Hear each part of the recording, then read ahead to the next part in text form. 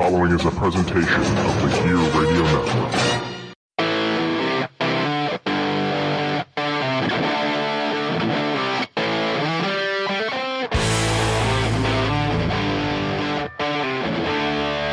All right, welcome back, Rock Soldiers. Ladies and gentlemen, You know how we do things.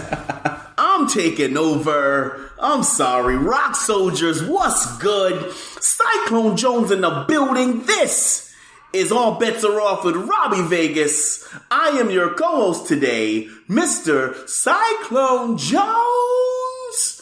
Okay, now you can go. So you know what's great about that? What? Is that you are a co-host, because this really isn't an interview, but it is an interview. I know, right? We're kind of just going to talk. Yeah. So let's let everybody know right now, there's no script here. We're just going to talk, and it just kind of is what it is. Well, first and foremost, I want to thank you for having me on. Like, seriously.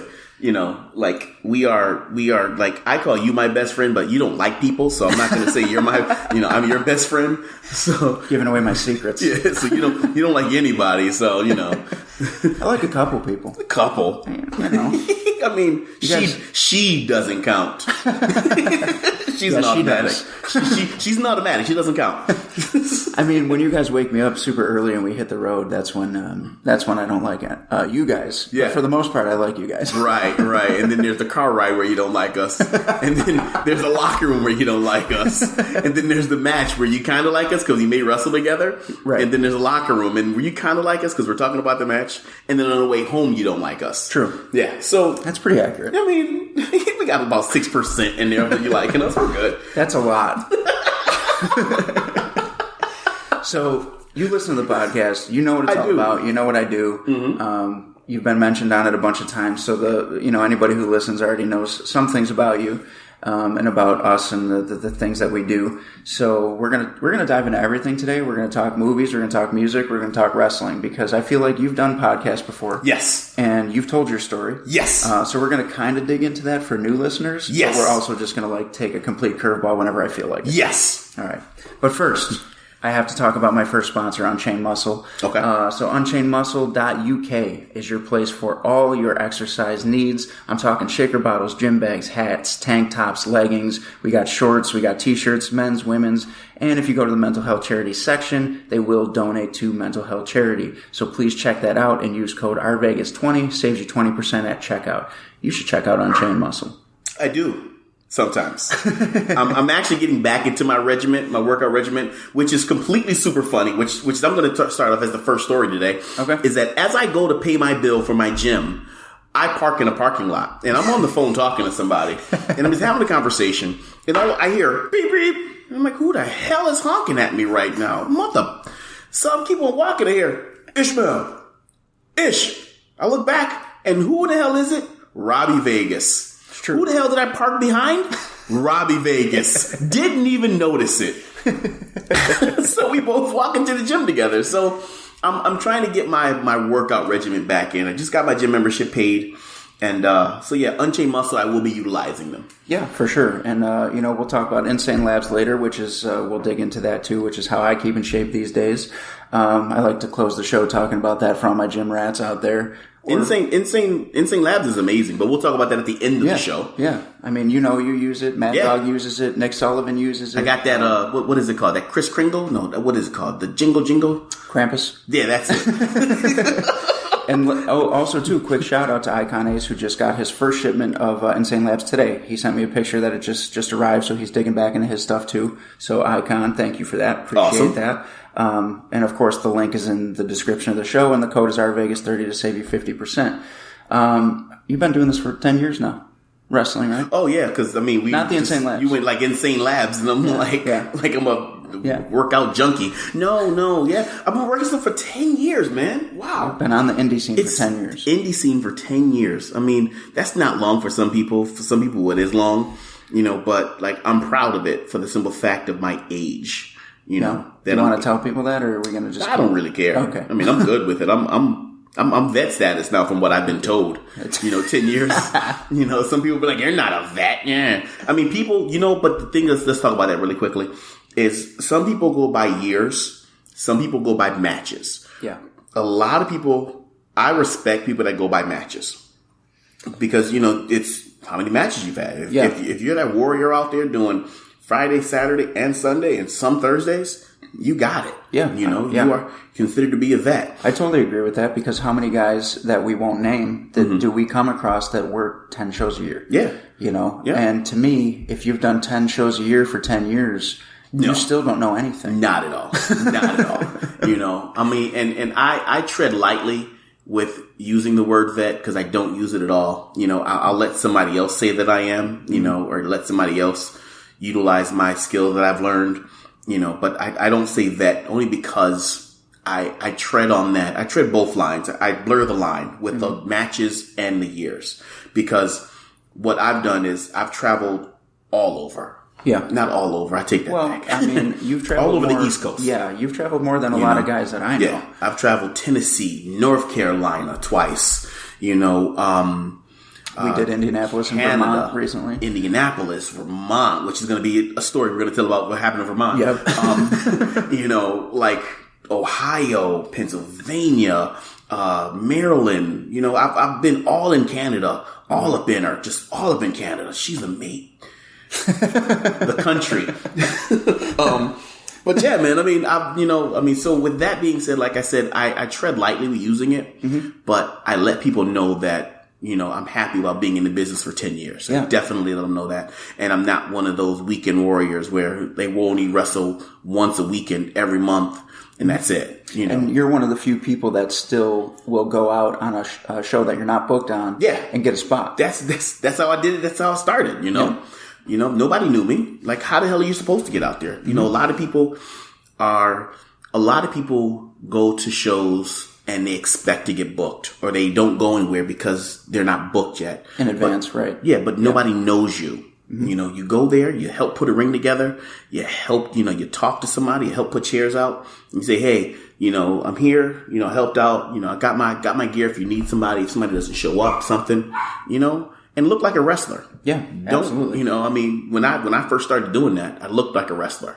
Now I look like a wrestler's dad. 10 years is a big difference. 10 years is a big difference. I was looking at pictures, man, and I'm like, whoa, my stomach was flat. Like, damn, Gina. So, but yeah, it was, that's how you got noticed. You get out there, nowadays people, it's about your work and your work ethic and where you work at. A lot of people get booked from where they work at. It's true. It's networking. Yeah, you get into the right locker rooms, you meet more people that'll get you into other locker rooms. Exactly. So it all depends on how far you want to go and what you want to do with this business. That gets you booked in different places. So I probably know the answers to some of these, but we're going to ask them anyway. Of course you do. Who was your, the reason why you wanted to even start wrestling in the first place? Oh, wow. You don't have to narrow it down to just one. No, because it's not just one, but I put it this way. I think everybody that I used to watch when I was younger was just a piece of wood that was piled up and piled up and piled up and piled up. Honky Tonk Man, Big Boss Man, Jake the Snake Roberts. I was never a Hulk Hogan fan, never a Bret Hart fan. Really? Not even Bret Hart? Never. Wow, okay. I didn't like Bret Hart. I didn't like Bret Hart's singles. But see, that makes sense if somebody has ever seen you wrestle before, because everybody you just named before you said Hulk Hogan and Bret Hart is very heavily a character. Yeah, yep. They're very heavily character-based, and that's what you like to do. Yes, definitely. But I feel as though those guys were, Demolition was another one. I love Demolition, but those guys were, the wood that piled up together and piled up together. The spark that started the fire for me to want to be a wrestler was The Rock. Okay. And it started, and it was late, like I remember, and this is the story I tell people. I remember I was going out to dinner with my family, and we were like 15 people deep in the restaurant. Monday Night Raw is on TV, and they got it on the whatchamacallit, like the bar TVs. On the TVs, bar TVs. Yep. Yeah. We were at Papa Do's in Atlanta, Georgia, and I'm sitting there looking, and I see The Rock, and he gets up on the turnbuckle, and he puts his fist up and smells the electricity in the air. Yeah. And I literally stood there and watched him and was just frozen in my shoes. My family had already went to go sit down. Yeah. Wife didn't tell me anything. And that goes to show you that how powerful his charisma is coming through the screen, because he wasn't talking.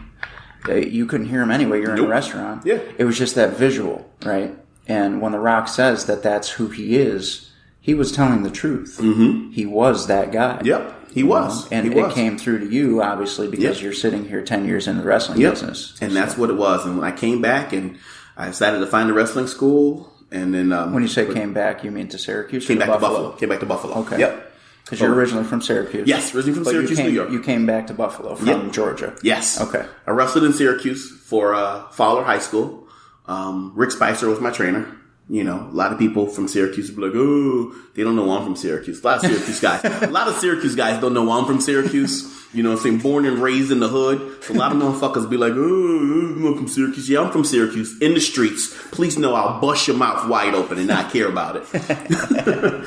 I have seen you, never mind. Go ahead.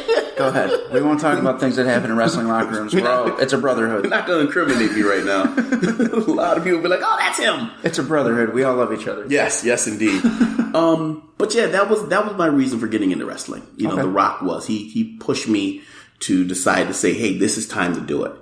You know, and I searched and searched. But actually, the real reason was, I remember I was working at a health insurance company, a different one that I work at now. Health insurance company. What do you mean that you work at now? You're a wrestler. I'm a pro wrestler.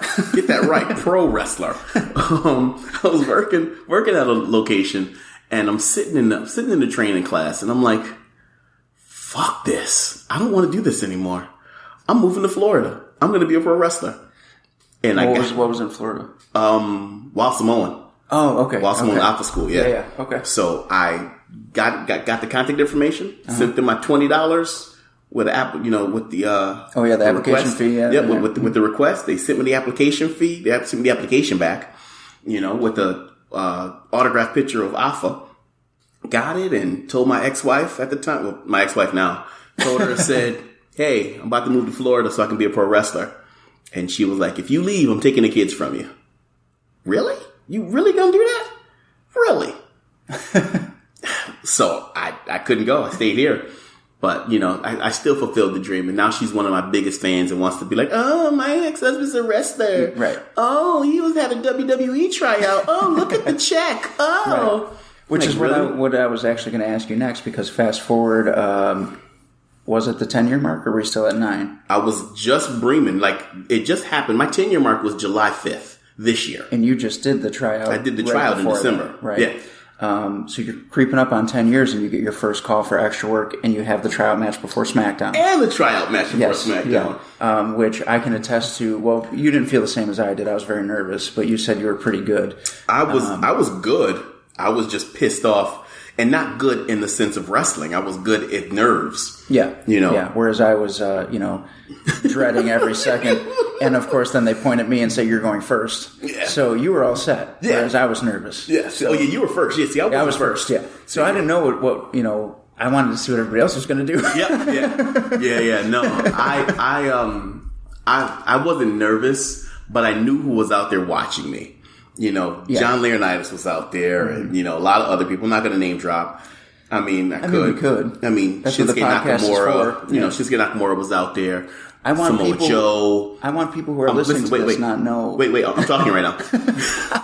No, go ahead. No, I was going to say I want you to name drop, and I want you to tell stories that involve bigger names, because I want people who might not know me or you to know what we do and what we've been around. We're not just two guys who bought a microphone here. Yeah, you know what I mean. You know what I'm saying? Like we have things to talk about. Yeah, exactly. So that's my way of showing it's not a show off kind of thing. Mm-hmm. It's more like a humble brag. We have things to talk about because we've been around and we've done some things. You're right. So so Samoa Joe, Shinsuke. Was Jeff Hardy out there for you?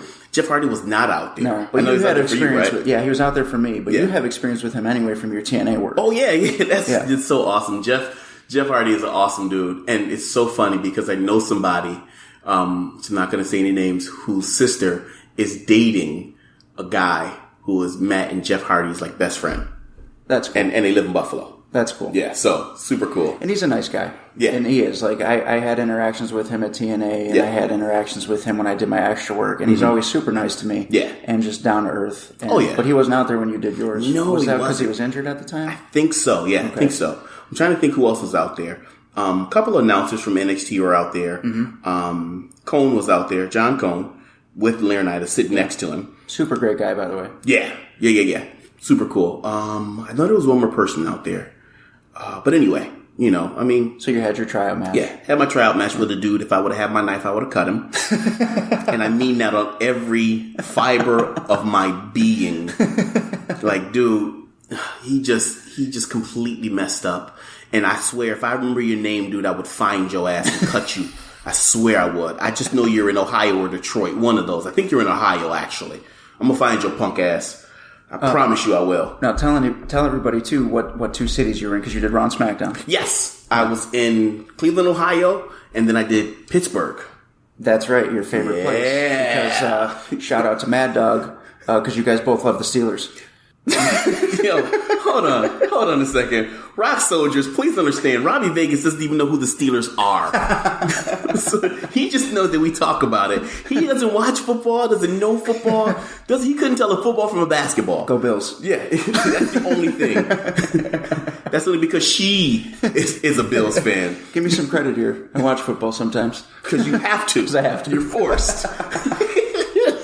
But I can't resist throwing digs at Mad Dog either. Yeah. I really can't. He won't listen to us anyway. Right. So that's what makes it even better. Because now it's like a joke that keeps on going. When we were in Vermont, when was that, last weekend? 2 weekends ago. 2 weekends ago. Was it 2 weekends? 3 weeks? One about. Yeah. Okay. Either way, it was recent. Either way. And, me and Maximo, Caden, and Loke were just tossing jokes out, and they were just going right past him. Yep. And it's just my favorite thing. Yeah. It's one of my favorite things to do on the road. Listen, I love Mad Dog. That is my brother from another mother, the same Heavenly Father, but he just doesn't get it. He doesn't get it. And that's the fun part about it. Like, you need that one person that doesn't get it. We do. And obviously I love him too. We're 5-time tag team champions. It's not like we five time. It's not like we don't know each other. But yeah, we're kind of trailing into 8 different things right now. But it's all good. I mean, that's the whole conversation portion of a podcast. You just talk and just let it go. And this is the first time we're just going to kind of jump from past to present to future to different things because we know each other that well. So let's not even stick to a format. No, just do not this at thing. all. Not at all. So since we're talking about Vermont, yes, we got to tell the story. Yo, okay. Because on last week's podcast, I did say that we were going to talk about this. So it's funny that you're here the following week, and you got me. So that's awesome. Yeah, I mean, you would have to get me. I was the one driving. True. So I originally wanted you and Mad Dog, but he wasn't available today. But we're going to get him on in the future, and he's going to tell his side of this because he was on board with this. You want me to tell his side of the story? Yeah. I saw something. All right. That's Mad Dog. So Mad Dog's side of the story is complete. Now, I'm going to start because I was the idiot who started causing all this in the first place. Yes! Hold on. First, let's just preface this with the whole drive to Vermont. The whole drive to Vermont was amazing. It was fun. It really was. It was exciting. Bigfoot everywhere. They got Bigfoot. I mean, there was a statue in the middle of the town. They got a taco stand with Bigfoot signs on it. They got a Bigfoot parade festival. Yeah, like just Bigfoot everything. The gift shops had all the Bigfoot stuff in the windows. I mean, so clearly there's a lot of sightings, and we were in the Adirondacks. And the only thing up there is freaking streams and woods. That's it. That's it. There's barely streetlights. Except for that awesome little town with the old school lamps. Yes. But other than that. And that was like a outlet mall. That was super cool. Yeah, and everything was a cabin. Yeah. So it was an outlet mall, but everything looked like wooden cabins, and there was like old school streetlights, and that was great. Super awesome. Yeah. So we should have stopped too, though. We should have. We were kind of running late. No, we weren't, because when we got there. Oh, you're right. The ring wasn't put up. Nobody was there. And then we had some. Oh, goodness. If I put my gun out and start shooting, guys, please understand, I don't give a fuck. Well, we thought we were late. We thought we were late. We looked at the time. We were like, we don't have time to stop. We got to get to this show. However, we did have time to stop. Right. And then we got there and we're putting the ring together, and the damn prima donna gets there and doesn't fucking touch a thing and wants to come out the end of the show. End of us putting the ring together. Oh, me to help you do the ring? No, motherfucker, you just watch us put this whole damn thing together. Yeah. And we should say, too, what happened is there was a ring crew who never showed up. So we had to make sure that the show could go on because there was a line of fans out the front door. Yeah. And those fans needed their show. Yep. You know, they paid their tickets in advance and they were ready to see wrestling. Yep. Hot crowd, too, by the way. Hot crowd. But ring broke. Back to the ring broke. Glad that was first match. Which, of course, happens in indie wrestling more so than people talk about. Yep, it happens. Bottom of the ropes broke, and we didn't do it. Like, you put 3 of the biggest men in the ring first, and the bottom rope was already broken. Yeah, we literally took the whole match outside the ring. Yes. And the only move we did was a body slam. That's it. That's true. And the show as a whole ended up being a good show. Me and Chris had a great showing against Defiance. First time we picked up a win over Caden and Maximo, and it was in Vermont. So all you Rochester people, I promise you it happened. Yep. HC Lope gave the Rainmaker to Jordan Falco. And I loved every minute of it. And let me tell you from experience, because I wrestled him within the last month, that Rainmaker is a killer. For some odd reason, I'm having a very angry moment with wanting to wrestle Loke. Yeah? I want to wrestle Loke. I see his promos, and he's just real. And I want to fucking wrestle Loke now. Then it's got to happen. Listen, I don't want to cut a promo right now on Loke, but I feel like I need to, but I'm not going to. I'm going to save it. But I definitely want to wrestle Loke. I love his energy when he does a promo. Yeah, for sure. And I feel as though I can feed off that. I don't have to be Cyclone. I can be me and just, dude, like you hit hard. I hit hard too. Yeah. Please understand that. Yeah. You 44. I'm 43. Please understand that we the same age. We grew up in the same. Now I'm cutting a promo. Now we're in the same age group. We grew up in the 80s. Please understand that you hit me, I'm gonna hit you. I'm from that town where if you do something bad, everybody in the whole town whooping your ass, and then you come home and still get an ass whooping. So please understand, Loke. We grew up in the same age bracket. We grew up in the same time frame. What you talking about is the same thing I'm talking about. So please bring it. Well, all right. Well, I will tell you this right now, that Loke is actually going to be coming on the pod. Ooh. So I'm going to give his response on the pod, and we're going to do it that way. Yeah. Now, before we get too far off topic, we were going to tell our Vermont story. Yes. So we had an amazing drive. So we had the show, an amazing drive. And I'm a psycho, so I'm in heaven because I love Bigfoot. Yep. And then I realized we're driving through a town that I saw in a documentary about Bigfoot. Yes. So I'm seeing the signs. I saw the statue, and that's when it hit me. And I was like, I've watched this. I know exactly where we are. I've seen this on Netflix. Yeah, I'm like, I'm a crazy person, and I love Bigfoot and like that whole Sasquatch theory. So the whole way there, I was just amped once we got into Vermont. And I was like, this is so cool. We're in the Adirondacks. We drove past Adirondack Park. All woods, whatever. Like a little ass kid. Couldn't shut him up. And you guys say that I'm hateful on drives. I had a great time. So we have a good show. Show ends up being awesome. We have a good time. We get back in the car to leave, and of course it's dark out. Yep. Super dark. We hit the dead zone. Yes. As we called it. Because on the way there's no cell service. For about 45 minutes. It was like no streetlights. I swear on everything I love, it was just like a horror movie. There was no street lights, no cell service. If our car would have just broke down, it would have been a straight up horror movie. Absolutely. And we were surrounded by just abandoned houses and abandoned barns. And this is legit. I'm not even exaggerating for purposes of the story. A stream, like it really was a horror movie set. Like if we could probably film a movie there. For sure. It was a stream on the right side, woods and rocks on the left side. Yeah, signs that say beware of like falling rocks. And Exactly. Exactly. So of course we hit the dead zone. Yep. And I decided I'm going to be a jackass because I knew that you guys were afraid of Bigfoot. And I roll the window down and I turn on my cell phone light. And I got my phone out the window and I'm shining it in the woods and I'm pretending I'm looking for Bigfoot, just being a jerk because I know that Chris is afraid. No, you were shining it. You were shining it towards the stream because you were on the right side. The stream was on the right side at that time. I was going back and forth. Yes. So we pointed at your side of the car. I pointed it over there. Yep. And I was like, let me get over here and see what's happening. And as I pulled the light away, you can take it from here. As he pulled the light away, I'm driving and I'm pulled up to a curve. Picture the curve, and it was more of a kind of like a parking, like a rest area, kind of just a parking rest area, just rocks and woods, but it was still a little area where you can pull off. And as I pull up, and we're not on a highway, by the way. Not on a highway. This isn't kind of a doing about 45. Doing about 45, 50. Yeah. And we're driving, and as the headlights pull up to this area, it hits this one section, and we see something move, and literally just honestly move as quick as possible out of the light. Yeah. Yeah. Now, and it was massive. Yeah. Now, my thing, I saw it, and I didn't say a fucking word. No, you didn't. You sat up. I didn't. I sat up and like, whoa. I didn't say what I saw. I didn't say where I saw it. Nothing.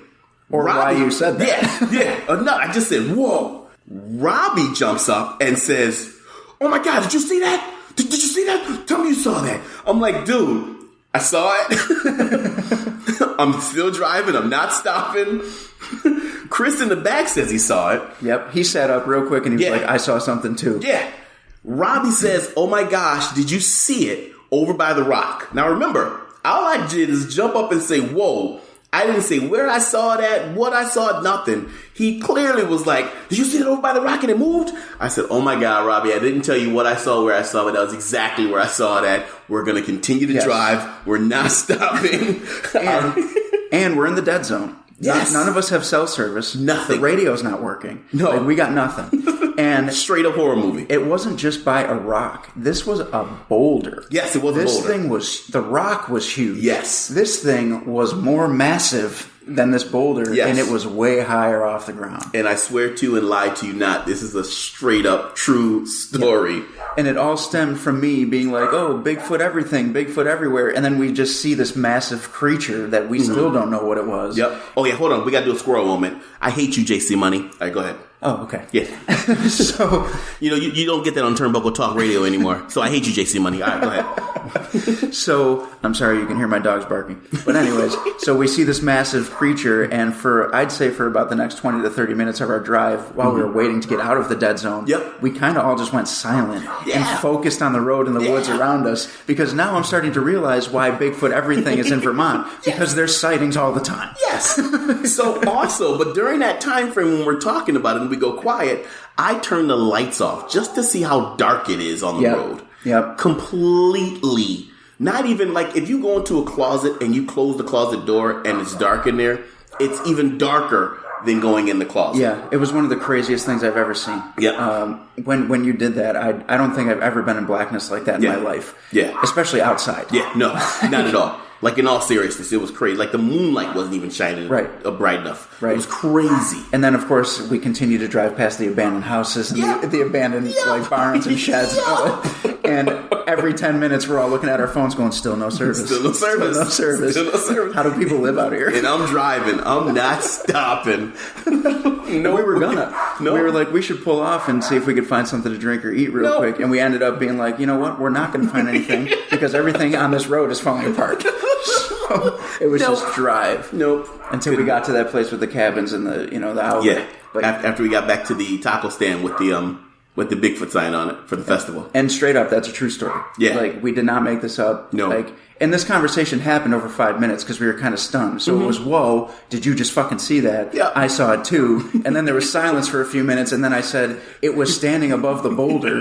And that's when you freaked out and said, I didn't tell you where I saw it, but that's exactly what I saw. And that's when we confirmed that we all saw the same thing. Yep. And Chris went silent with fear for about 40 minutes until he fell asleep. And by the way, fuck you, Chris, for never driving on our long drives. Never driving. Ever. Go to Indianapolis, this dude gets straight 8 hours of sleep. Yeah. 8 hours of sleep. How do you do that? We're going to make him drive to Jersey. We're going to make him drive first. For sure. Yep. First. The whole way. Yeah, first. Because the ride there is always easy. It's the ride back that we need help with. So, yeah.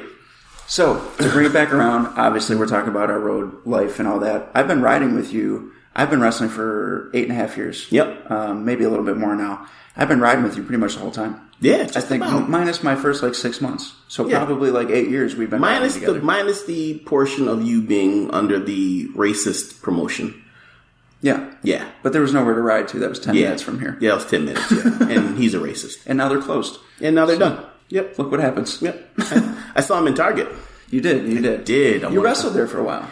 I I did. I worked with you. We were a team. That's where we got our first promo pictures done. I know. That is true. Yeah, those promo pictures were awesome. Yeah, they're still awesome. They're still awesome. That's where I started doing that's where I originated the Cracker Barrel. Yes. Yeah, yes. I did it on Matt Milan. Do you want to tell everybody what that is? Cracker Barrel is the... I named it, by the way. Yeah, you named it. It's not really called Cracker Barrel. He called it Cracker Barrel. Anymore. Because you used to only do it to the white guys. It's just the white guys only got it because I didn't wrestle black guys. Just wrestle Chris and put it on Chris. So now it's called Picture Perfect. Right. But, to be fair, Chris is half white. Yeah, that's true. So it's still, I still got that streak going. Half of Chris was cool with it. Yeah, half was Chris. It's all right. Yeah, Picture Perfect. It's just the what is it? It's the chin lock. Yeah, yeah. It's kind of like a reverse chin lock, but you really crank that sucker. Yeah. Oh, yeah. You're a big dude, so yeah. So yeah, I've been riding with you pretty much the whole 8 years. Just about. We've been a lot of places. Yeah. In the last couple of years, our schedule has been jam-packed. That's because of you, because you're just awesome like that.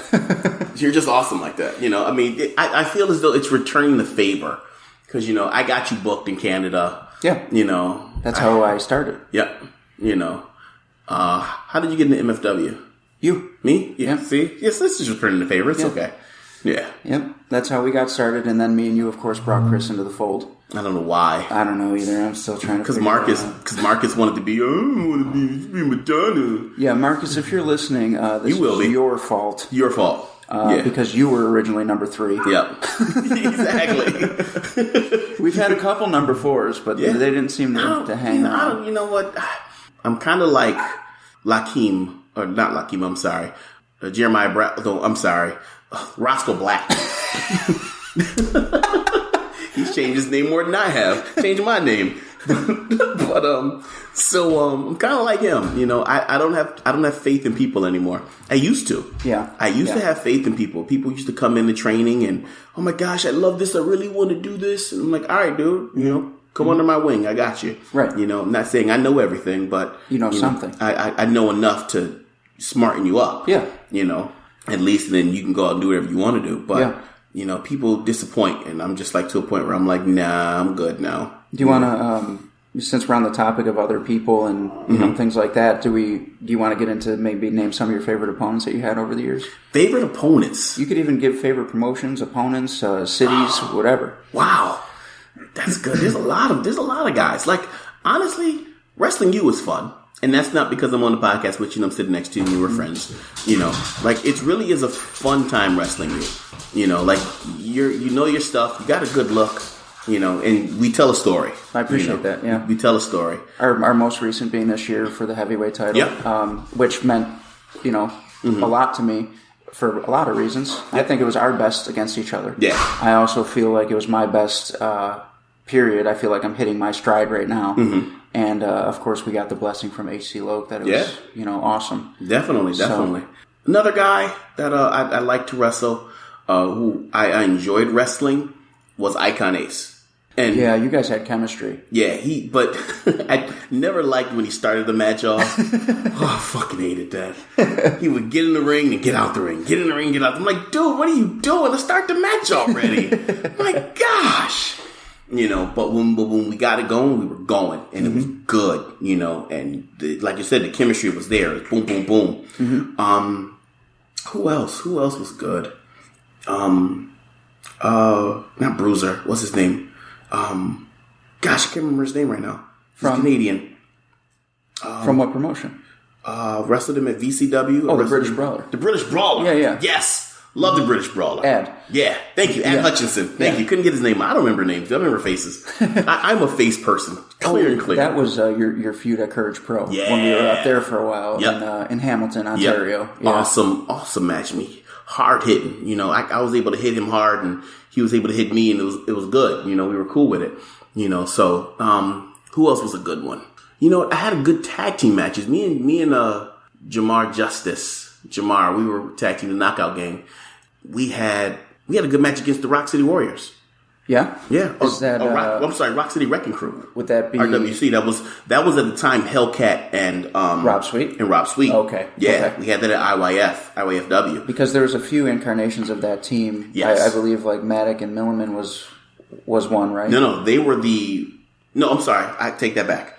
Hellcat and Sweet Rochester Wrecking Crew. Okay. Maddock and Milliman were the Rochester Warriors. Rock City Warriors. Rock City Warriors, thank you. Right. Rock City Warriors. And then Maddock and Hellcat. And Maddock and Hellcat became the Rochester Wrecking. I think they kept it. It was still the No, they added them together. Oh, they did? Yeah. Okay. They were the Rock City Wrecking Crew. Yeah. Rock City Wrecking Crew, right. Sorry, guys. Yeah. I knew it was something. Yeah. We follow. I know. Yeah. I know the people that are in it. I just don't know the damn names. So, yeah, I mean, fun times, I've wrestled Hellcat twice. Yeah. Wrestled him when I first started. Oh, yeah? But, and then I wrestled him again in, IYF. So, yeah, fun times. You've held a lot of titles over the years. Not a lot. I mean, tag team titles in IYF, IYFW, tag team titles in OSPW, heavyweight champion for MFW twice, heavyweight champion for Ultimate Wrestling once, internet champion for Ultimate Wrestling 6 times. So I guess I do have a lot of championships. Yeah, probably more than you realize. I was one of the best television champions that OSPW has ever seen. Period. And I'm mad that my reign ended because the promoter was very prideful. Gotcha. Period. I mean, I got to call a spade a spade. Let's tell that story. But also, don't forget that you held the title at NCW too. Continue.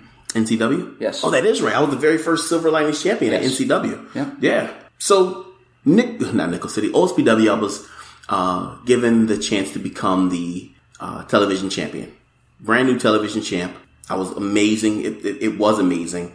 I was in a group called the House of M, managed by Mirage. I remember that. Yep. Mm-hmm. Which was an amazing group. I was the founding father, and I honestly at that time I was hitting a stride, I think. It was just awesome. Promos were on point. Yeah. Wrestling was on point. You get those times when you're just on fire. Yeah. And can't explain it. Exactly. It just is. Yep. I felt as though I was on fire at the time. It was awesome. And I had a problem at the house. My basement was flooding because of pipe bust. And I told him, I said, dude, I can't make ring crew.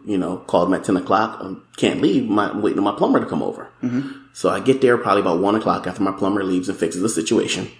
And promoter comes up to me and starts yelling and screaming. And I'm like, dude, I told you, my plumbing, was messed up. I had to wait for my plumber. Yeah. Real life comes before pro wrestling. Let's just understand that right now. Mm-hmm. I'm a grown man, and he's pissed off and he's yelling and screaming in my face. And I look at him and I said, are you done? He says, yeah, I'm done. Excuse my back. And turned around and walked out, and he's like, don't leave. What are you leaving for? I said, fuck you. I'm leaving. And left. And left the title right then and there. I remember that. Yep. I remember that. It's like, nah, dude. Then you jumped over to BCW with me. Then I jumped over to BCW. Yep. We cut a fun promo. Did a little shooting. A little bit. I love shooting, though. Yeah. A lot of people, like with MFW, me and the promoter for MFW had a problem. I remember that too. Yeah. I shot an awesome promo when companies don't know how to use their talent, but another company does, or another company something, I can't remember what I said, uses them to their maximum force. Yeah. And yeah, it was just awesome. Yeah. It was just awesome. Speaking of promos, this past year, me and you got a lot of compliments on the promo war that we had going on back and forth. Listen, me, honestly, like tooting our own horns, and I love this podcast right now. I'm tooting my own damn horn. I fucking care. You gotta put yourself over sometime. Yeah, put it over, baby. That's for somebody else, baby. Shout out to Maximo / Dusty. Oh, also, I gotta let you listen to this imitation of Dusty Rhodes that I got on my computer from Kingdom James. Oh yes, you were telling me. Yeah, okay. He told me never to post it. I can't post it. He said, "Don't you ever post that ever," because he didn't know I was recording. I don't think. Oh, I got you. And I told him, I said, "Dude, I got this recording," and I sent it to him, and he said, "Dude, don't you ever fucking post that." So I think I am gonna post it now. Yeah, right. Because Dusty's gone. So yeah. But where was I going with this? The promos that me and you were promos, yeah. So yeah, dude, like our promos are amazing. Like I honestly feel as though that our promos together and separate, once we sit down and talk about it and we look at it and look where we want to go, we set the goal and then we hit cruise control and we get there automatically with our promos. Our promos have been on point. for the last was like, love the one that we were supposed to do for, what's the company that canceled on us 2 days before the show? Yeah. We won't go there. Anyway. But, yeah, they canceled on us after we did an amazing promo. Amazing promo. Probably one of our best. Right now, I'm trying to figure out what topped it, and I don't think anything can top that promo. No. It was awesome. We knocked that one out of the park, and then we traded some back and forth while we were feuding for the heavyweight title. Mm-hmm. And my inbox flooded with people like, I can't wait to see this match. Yeah. Like, you guys have to kill it now. Yeah. Or people who aren't exactly fans of that promotion that were like, this made me want to come. Yeah. You know what I mean? It was awesome. I mean, it's fun.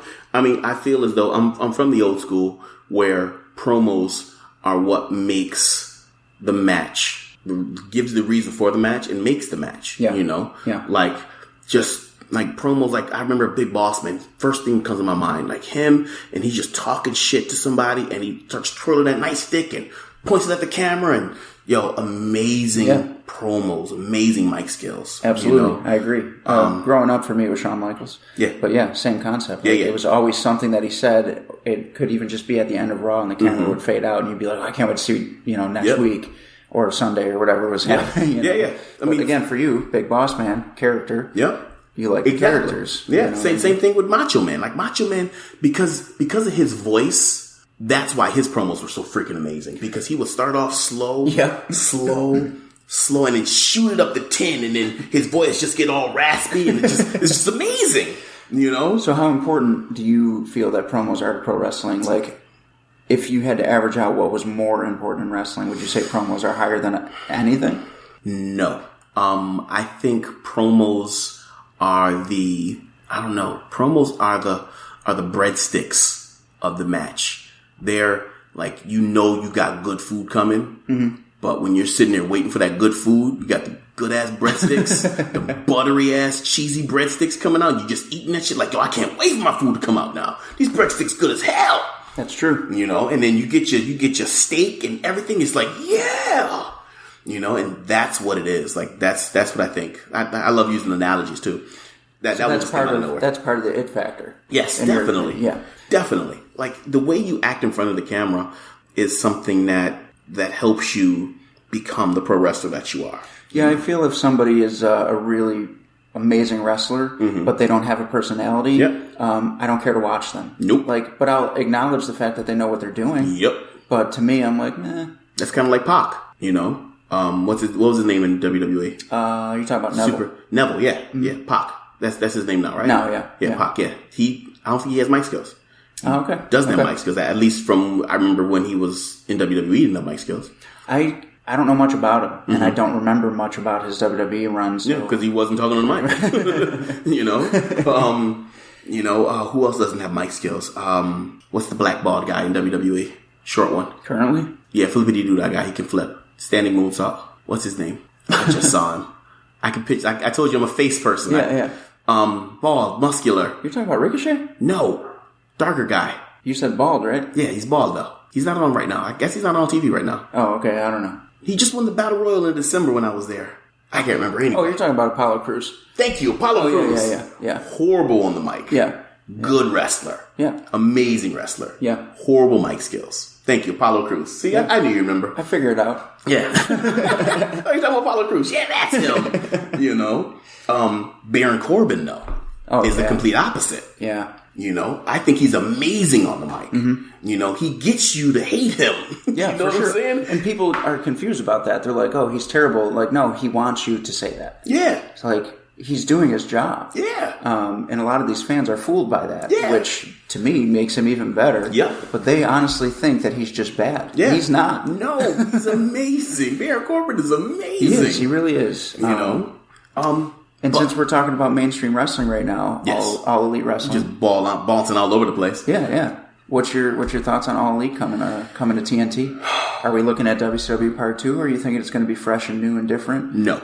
I think, I just said no and didn't answer your question. I think it's going to be fresh and new. And the reason why I think that is because they know what WCW did. They don't want to repeat that, sins of the father, or repeat it through the son, but you don't want to do that. You really don't want to do that. Yeah. You want to be fresh. You want to stay hip that you are. right now you are making the movement happen for pro wrestling. Biggest thing talking right now in the wrestling business. And, of course, NXT now going live up against it. Yep. And that's why that's why WWE did it. Right. That's why they brought it off the network and said, hey, we're going to do this mainstream now. Yeah. Because they know, and they put their big gun against it, NXT. Yeah. NXT is the big gun right now. Healthy competition. Yes. I think it's going to bring out the best in everyone. Yep. I think it's going to be great for the wrestlers on NXT roster because they're going to get more exposure. Yep. They're going to get paid more. Yep. And people say, oh, they're already getting exposure because they're on the network. Not everybody watches NXT. Nope. How many times have you tried to talk to somebody about NXT and they have no idea? I'm one of those people. Yeah, and they know the key players. Yep. I heard Adam Cole's there. That's cool. Yep. But did you watch his last match? Nope. Did you watch anything besides TakeOver? Nope. You know what I mean? Exactly. So I think now more eyes are going to be on it, and you're going to get more kids. Oh, yeah. And kids are important. It's like you said, it's competition, but it's the right competition because NXT is the farming ground for WWE. Yeah. AEW is nothing but new people right now. Right. So it's the farming ground, which is the awesome new people against AEW, which is the new people. Right. Right. Nyla Rose is new. Who else is on there that's new? It's not so much as that. Let's explain that. Yes. It's not just that it's not that they're all new people because we know Cody Rhodes and Shawn Spears and Goldust or Dustin. Chris Jericho's their champion. Yep. And of course all the Ring of Honor guys. Is he still champion? Because he lost the title. I didn't know he lost it. No, he just won. He lost. Oh, he got it. No, he lost it. Lost it. Oh yeah, lost it. Lost it. Like he had to call the police. It. Yeah, exactly. And then of course the guys who jumped over from Ring of Honor, but AEW is going to be a bigger stage for a lot of those guys and bigger exposure. So there's a lot of fans who are just going to be seeing them all for the first time. Yep. Like the Young Bucks are the most popular team going as far as not a WWE team, but they're still going to get exposed to a new audience because there's kids out there who don't know or care who the Young Bucks are because, a 10-year-old kid is... But let's talk about that really quickly, about the Young Bucks, which is amazing because when they were trying to get to the WWE didn't want them. Right. They didn't want them. And now look at them. They're one of the head owners or operators in one of the biggest, hottest companies coming out right now. Yeah. Definitely one of the biggest merch sellers in the world. They got their stuff in Hot Topic. Yeah. They got Funkos. Yeah. They got T-shirts and, obviously All Elite, New Japan, Ring of Honor. Yeah. It's not like they're strangers to wrestling. These guys have been around forever. They've been wrestling forever. Yeah. And nice guys, by the way. You should put in the Sandlot part. I should. Right there. Yeah, I'll do that. Okay, cool. All right. Forever.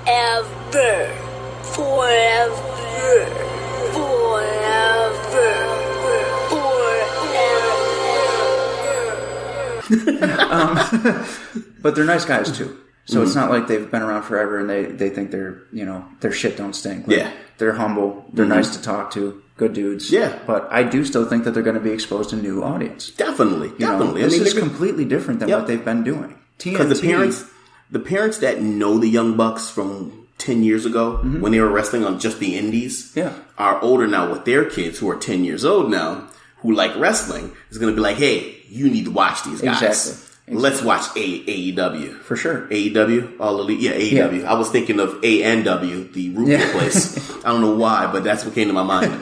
Shout out to Bob Rosen, by the way, who's a good friend of ours. What's up, Bob, baby? Yeah! Bob did the podcast a few weeks back. He's the ring builder for All Elite. Obviously jumped over from Impact. And, Bob tells his whole story, so go back and check out that episode. He's got some good insight on All Elite and what's coming up for them. I think I'm going to have Bob make me a ring, in all seriousness. But there's nobody better. Yeah. Cody Rhodes went on record as saying this ring is amazing because Bob Rosen built it. Yep. I think I'm going to have him make me a ring. I support that. Yep. In all seriousness. And then start my company.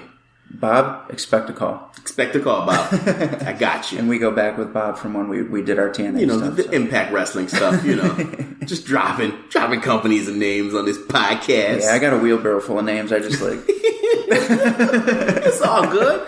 It's all good. But I think that's it, right? We didn't talk about stories, the horror movies or whatever. I'm getting there right now. You are? Well, first thing I was going to talk about is music. Okay. So, when you first started wrestling, yes, was there anything that amped you up in the locker room? Was there music you listened to? Because I know for me, when I first started, and even now before a bigger match, I have to put my headphones in. So, you know what? Anything for you? I tried that. I've seen that so much in a locker room and in sports and everything, people listen to music to hype themselves up. I don't. No. I'm kind of like that person that's just, what was Rojo Miley's? Rojo Rowley. Mojo. Thank you. Him. Yeah. What was it? Get hype. I stay hype. Yeah, whatever. Yeah. I just always do. I'm always ready for it. Yeah, you're ready to go. You can just turn it on. Yep. I can just, it's a switch. Let's go. But when I started to decide what I wanted to do for music, for when I wanted to wrestle, and I'm like, what am I going to come out to? Mm-hmm. I'm black. I should just come out to rap music. And I'm like, black, yeah, rap music. What rap music I'm going to use? Da-da-da-da-da. Looking around, and a song hit me. And it was Blow Me Away by, what is their names? Oh my gosh, they were just here too. Blow me away.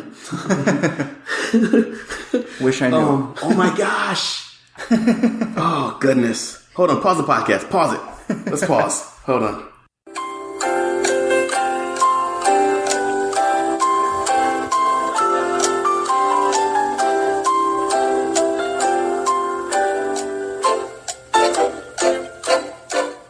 Breaking Benjamin. We had to pause right there because I couldn't find it and I didn't want to continue to go on with dead air. So Breaking Benjamin, Blow Me Away. I heard it and I was like, wow, this is my entrance music. Okay. Because it comes on, it's just boom. Boom.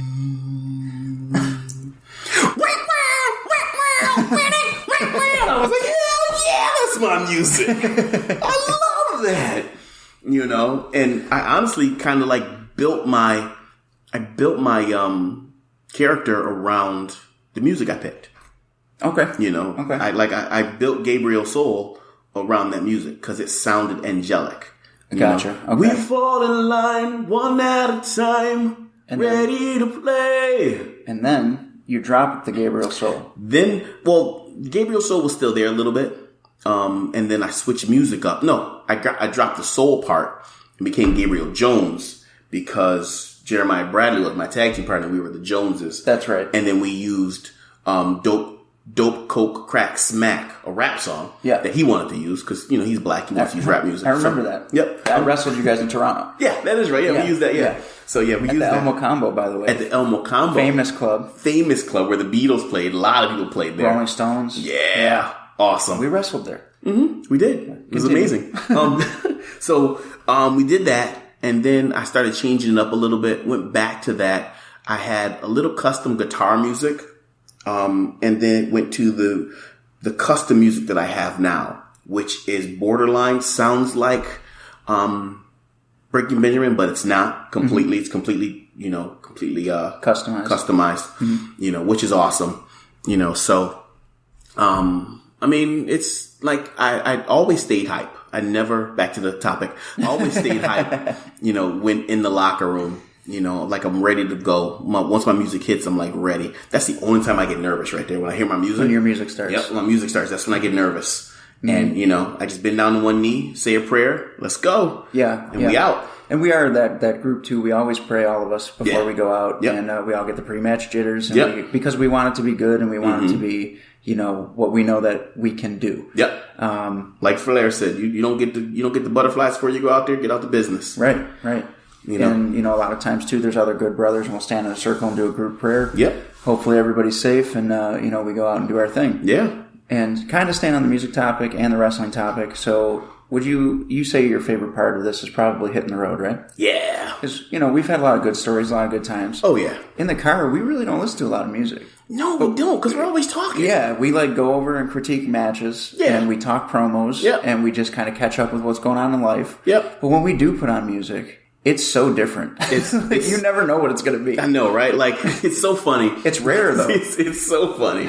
Because when Robbie drives, he puts on his death, murder, kill music. It's Wednesday 13th. Wednesday, death, murder, kill music. When I'm driving, I put on love music. I put on R&B that... Yep. Let me love you down. And then, if it's up to Chris, we'll listen to, Michael Jackson. It probably. Has Chris ever driven? No. Just he asked me to put on certain music one time, and that was that's awesome. No, Chris does drive, though, because we get in his van. Oh, he'll put on some rap music. He'll put on some 2000 rap music. Yeah. So they put on some good rap music. But it's so rare that we even put on music. But when we do, it's just so different. Yeah. Because I mean, I'm sure when people see me, you and Chris get out of the same car, they can't they can't believe that any of us are even friends, let alone riding together.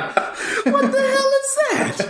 And of course, we're in the Nightbreed together, so like it's common knowledge now that we're all like super tight. Yeah. But I'm sure at first it was like, "That's your car." Yeah. Like, really? Nightbreed is an awesome movie. It is, and now awesome group. Great segue into horror movies because I love to torture you and Chris with talking about horror movies in the car because you're both terrified. I mean, it's for me, it's not torture because I'm that dude where I hate horror movies. Yeah, because my personal belief is I've seen a lot of my life to know that horror movies are based on some kind of truth. Yeah, for sure. At some point in time. I mean, some stories are made up. Like the whole It thing. Yeah. Like that's made up. But, Wait, what? Yeah. There's no real, I mean, there could be a clown going around killing motherfuckers. Anyway, but, I mean, I've seen a lot of stuff in my lifetime where, should we tell a story? Want to tell a story? Yeah, go for it. I mean, this is your I know, right? time, All right. I've seen an exorcism in real life. And I remember you telling me that. And it freaked me out. Yeah, it's freaking me out right now thinking about it. I got goosebumps when you said that just now. So, and this is how we're going to end the podcast. I'm not going any further with this, you jerk. I hate you. I hate you people. You people. It might not be the end of the podcast. It might be the end of the horror part. Yeah. So I'm home I'm living with my grandmother at the time, or I'm at my grandmother's house, not living with her. I'm at my grandmother's house, and my uncle comes home. And he runs straight to the bathroom and he's arguing with my grandmother.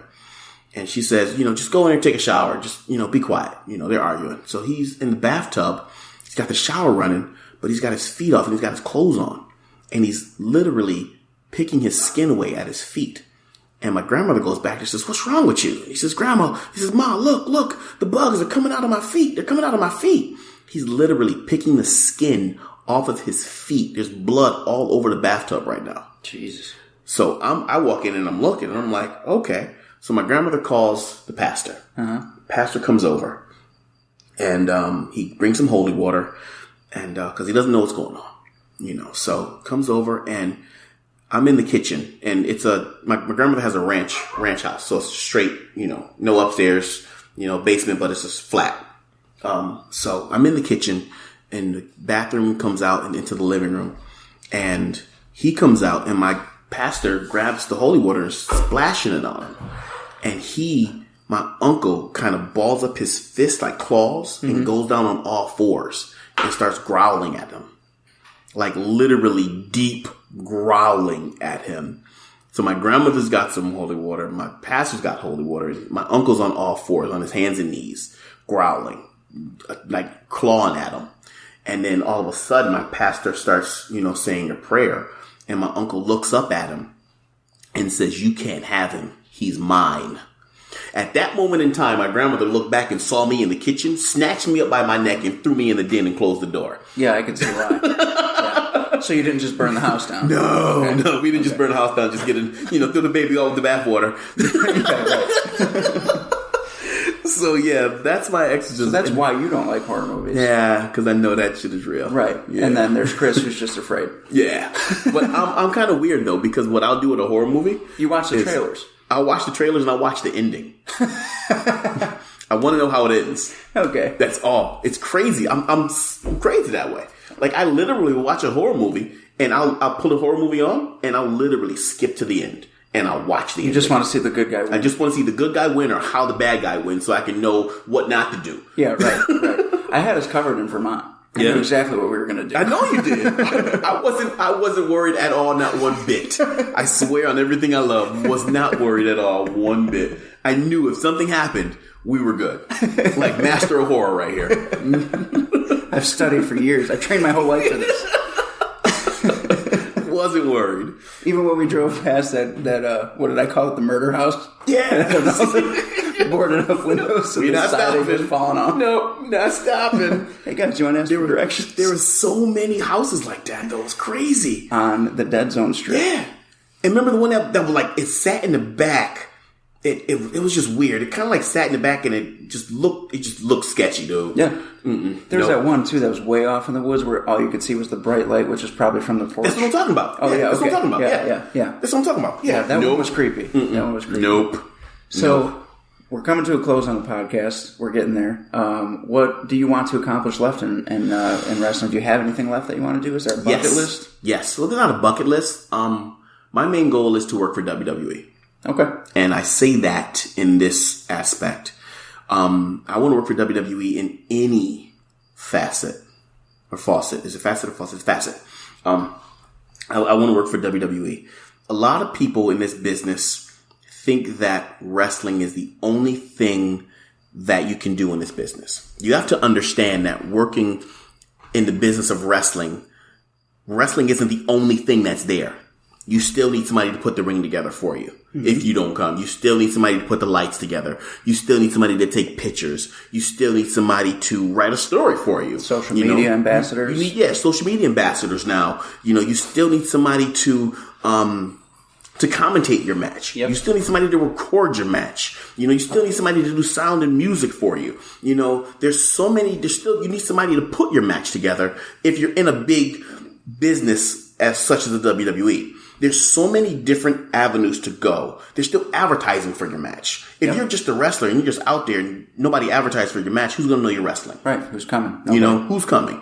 There's so many different avenues in pro wrestling business that if you pigeonhole yourself into just saying, I want to be a wrestler, you'll never go anywhere. Agreed. Unless you're seriously that super good. Agreed. But even when you're that super good, what do you do afterwards? You go into another part of the business. Yeah. Look at Corey Graves. Yeah. He wrestled. He can't wrestle anymore. He's commentating now. I mean, that's been happening for years. Jesse Ventura, Gorilla Monsoon, Superstar Billy Graham. Yeah. Like, they all got into commentating. Dean Malenko. Yeah. Wrestle. Road agent. Yep. Road dog. Wrestle. Road agent. Yep. There's always different aspects and different facets of the business that you can get into. And if you pigeonhole yourself into just saying, I want to be a wrestler, then you're not going to go any further in this business. Agreed. So my personal opinion and belief and goal is to work for WWE in any aspect. I love this business. I truly do. Yeah. So that's my only goal. Okay. I mean, I want to definitely train my son and your son. Yeah. So they can be an awesome tag team. We're going to call him Othello. Call him what? Othello. Why? Because like the Shakespeare play, Black and White. Oh. Yep. That's their tag team name. Yep. I like it. That's the tag team name. And then they buy us retirement islands. Exactly. Whatever. Either Othello or Piano Keys. Yeah, there we go. Yeah. I like them both. Yeah. We'll Maybe go with a combo of both. So let's wrap it up with one more kind of funny road story. Yes. Coming back from Indianapolis. Yes. Me and you are exhausted while Chris got 8 hours of sleep. Yeah. And we almost got struck by lightning. Oh my The car almost got hit by lightning. Yes. Oh my gosh. I don't know that I've ever. I don't. Why would I? That. Why would I know if that ever happened to somebody? I don't know. But I remember driving back. It was horrible. You were driving, right? Or was I driving? You were. Well, we were swapping back and forth pretty frequently because we were taking turns falling asleep. Right. Well, again, let me point out that Chris got 8 hours. Yeah, Chris and his girlfriend. Yeah, and of course slept at through every rest stop, gas, everything. Yeah, everything. Anyways, Chris. We stopped at, that was for Vermont. I had those awesome donuts that we stopped at. Yes. Okay, never mind. Indianapolis. So we're driving back. I think we were close to home at this point. We had like an hour and a half to go. And we're like, we can do it. We can do it. That's one of the best things I love about road trips too, is the food. Yeah, right. Just get random so food. many different foods, different. I had a donut with Nutella stuffed in it. That's amazing. But go ahead. All right, From a rest stop. Yeah, from a rest stop. And we had an hour and a half to go, and we stopped under a bridge because remember it was pouring. Yeah, it was pouring. Yes. So we stopped under a bridge to switch because I was passing out at the wheel. Yeah. Sorry.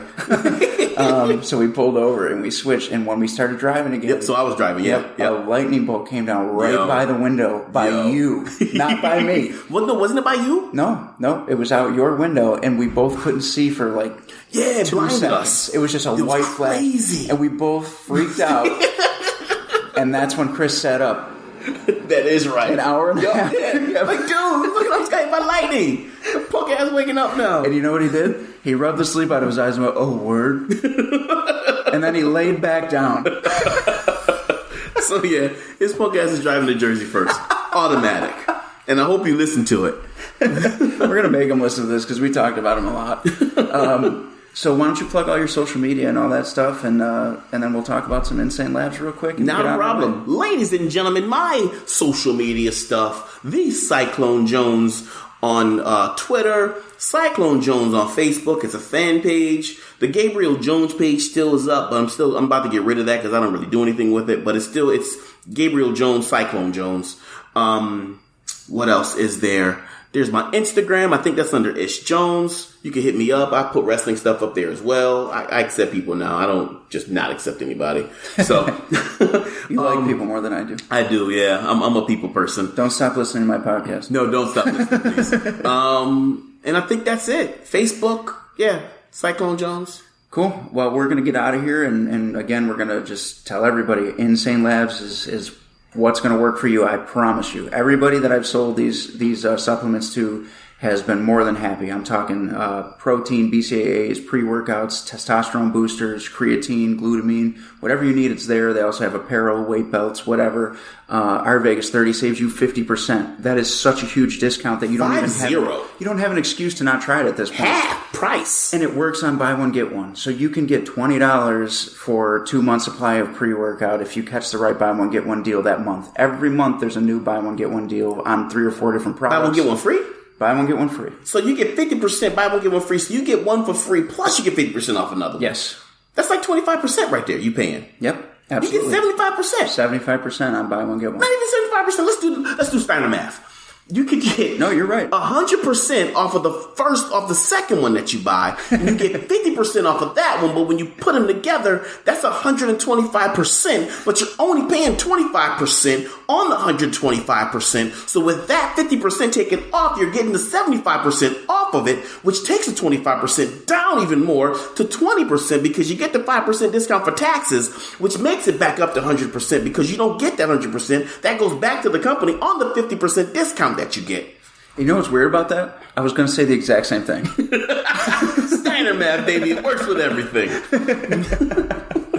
So thank you for being on. I'm sure it's not going to be the last time you're on. No. We're going to have different segments and do some fun stuff. And we didn't even scratch the surface on your career or half of the stories that we have. No. But that was just, you were riding together for 8 years. Yeah. There's no way we could have gotten to half of that stuff. No. But we still got the donut in the gas tank story. Yep. Jackasses. But anyway, let's get out of here. Ladies and gentlemen, you know me, I know you, we know each other. Cyclone Jones, and I'm out, baby. All right, Rock Soldiers, thanks for joining All Bets Are Off one more time, and we will catch you again next week.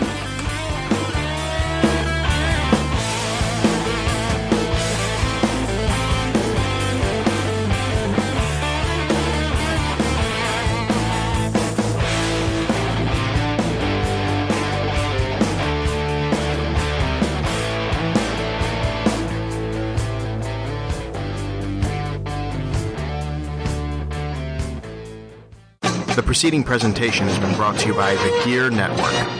Welcome, everyone. This is Sleazy. This is the Fat Man. And the world-famous R-rated podcast is now on the Gear Network. The Wrestling Show with Sleazy and the Fat Man is classless and raunchy commentary on the wrestling business today. Our multiple hosts, including Sleazy the Fat Man, Chip Willett, and NEW owner Travis Kenning, give a differing take on news, rumors, reviews, and previews of the entirety of the worldwide pro wrestling market. We do what we want, we say what we want, and we don't give a at all. That's just the way we go. Check us out on the Gear Network.